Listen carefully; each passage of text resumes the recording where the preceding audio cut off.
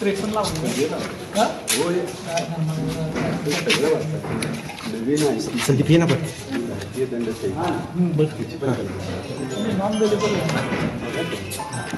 बाबा कंटिन्यू सगळ्यांची ह्याच्यामध्ये त्या पद्धतीने आपण सगळ्या नवीन नवीन जी आहे ती महत्वाची जुन्या पर्चीला भाई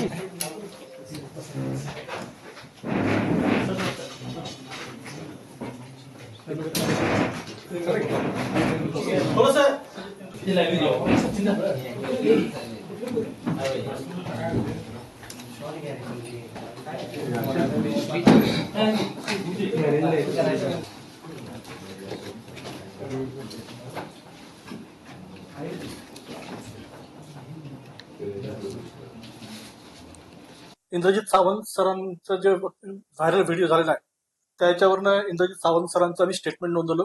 त्या स्टेटमेंटवरनं जुना राजवाडा पोलीस स्टेशनला 140/2025 नुसार गुन्हा दाखल आहे. तो गुन्हा 196, 197, 299, 302, 151(4) आणि 352 BNS या सेक्शननुसार तो गुन्हा दाखल आहे.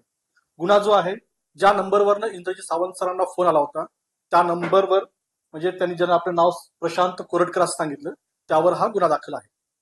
तपासाची कोणती कलमा लावली 196 जे आहे 2 भिन्न गटामध्ये शत्रुत्व वाढवेल, एकोपा टिकवण्यास बाधा निर्माण होईल अशा प्रकारचं कृत्य करणे. 197 जे आहे BNSचं राष्ट्रीय एकात्मतेला बाधा निर्माण होईल अशा प्रकारचं कृत्य करणं. 299 जे आहे विविध वर्गाच्या धार्मिक श्रद्धा ज्या असतात त्यांचा अपमान करणारी कृती आहे. 302 जे आहे कुठल्याही व्यक्तीच्या धार्मिक भावना दुखावणे याबद्दलची कृती आहे. 351(4) जे आहे फौजदारी पात्र धमकी जी आहे त्यांना जे धमकी मारण्याची धमकी दिली होती त्या धमकीबद्दल आहे. आणि 352 जे आहे शांतताभंग घडेल अशा प्रकारची कोणतीही कृती करणे अशा विविध कलमांवर गुन्हा दाखल करण्यात आलेला आहे.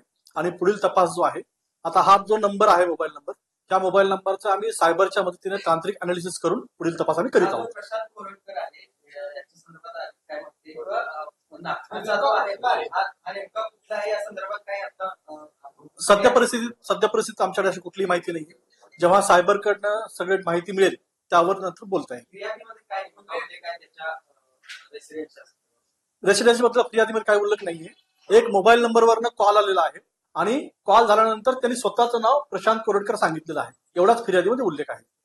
या सगळ्या तांत्रिक विश्लेषणामध्ये जर सायबरच्या त्याचं नाव आढळून आलं किंवा तोच व्यक्ती आढळून आला तर त्याला ताब्यात घेतला जाणार.